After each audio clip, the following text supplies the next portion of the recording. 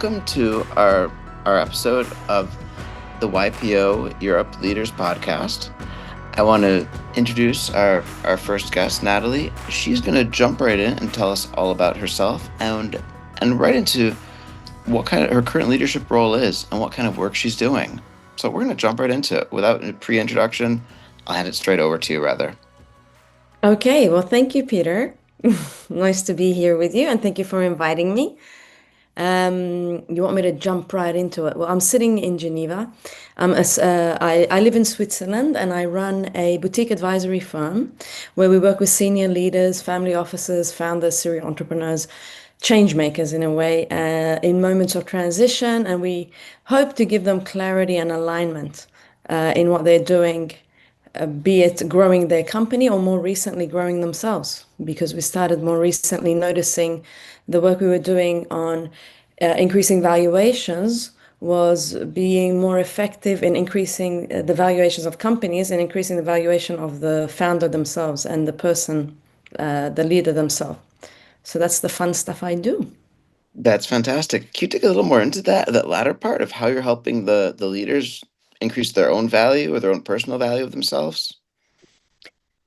We use first of all, we have a network of amazingly smart and educated and somewhat enlightened people. And we use various schools of thought. And I've created recently a framework called the Radiance Framework.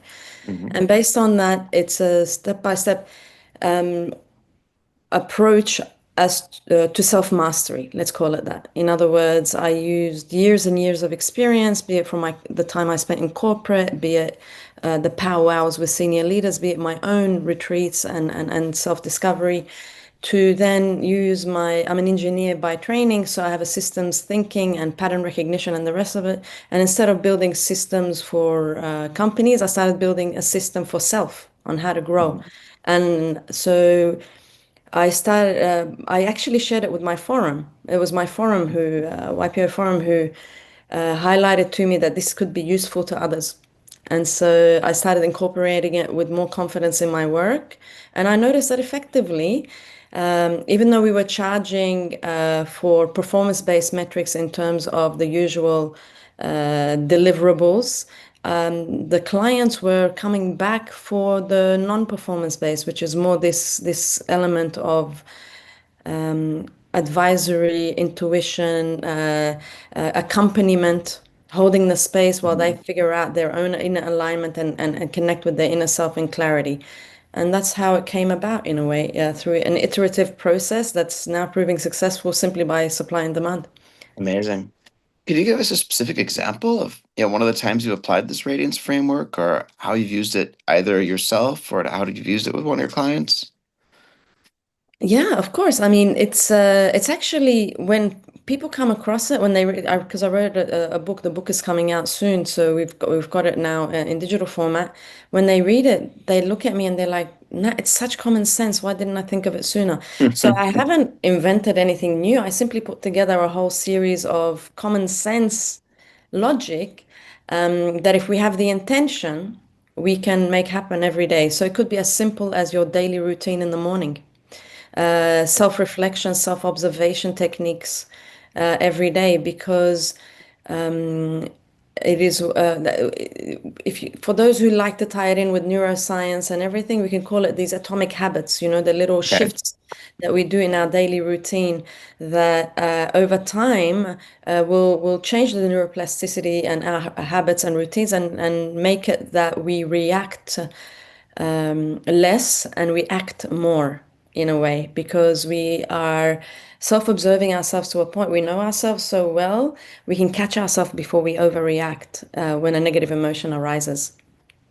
Does So that it help? really, it does. So a big part, it sounds like it's really knowing yourself and reflecting, which I feel like a lot of people are just busy, busy, busy, going, going, going, and don't have time to do. That's right. I mean, one of our clients is also, I mean, mo like most high achievers, they do many things, right? These are Mhm. geniuses that anything from music to health and longevity, and to running marathons and ultra marathons. One of them told me, well, I mean, I've got my daily routines and this and that, and I wake up every morning, I go for a run and this. And then I told her, well, how often within that routine do you take 5 minutes to just check in with yourself and see how you're doing, how your how your energy levels are in that moment, rather than just get out of bed, do your routine, do your smoothie and run out and this and that. Hmm. And she paused and thought, actually, I don't do that. And I said, well, actually, 5 minutes of checking in is more powerful Wow, than the 2 hours of training every day. that's really great. And how has being part of YPO influenced you, and whether it's in developing these ideas or your leadership journey in general? For me, joining YPO was because I had left the corporate career and started an entrepreneurial career, and I missed the community element of big corporates because I have a background with big corporates, and so YPO was in a way when they approached me, I liked the idea that I'll have an instant community Hmm. again, a global community. And so that's how I approached YPO in the sense that it was my access to an amazing network of great minds, of learning, of relationships. And life is all about relationships. If we are doing anything in the work of self-mastery, it's mastering the relationship with ourselves. And once we do that, we can master the relationship with others. And YPO really is a playground of relationship building and learning from others because they mirror us every day, right? So this filter of amazing people gave me access to wonderful growth in both career, personal life, family life, everything. Amazing. And finally, what advice would you give to somebody new to YPO, to a new member who's joining, just starting out, first trying to figure out what are the benefits, what are the things they could do? How should a new member start out in YPO?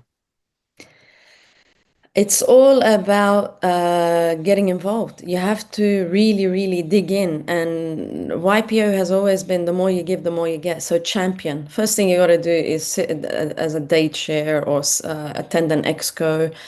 Definitely use your new member voucher to go and attend an international event. I mean, I know all these things because I've been a champion since I started. The first 6 to 9 months, I wasn't involved. I was waiting for it to happen.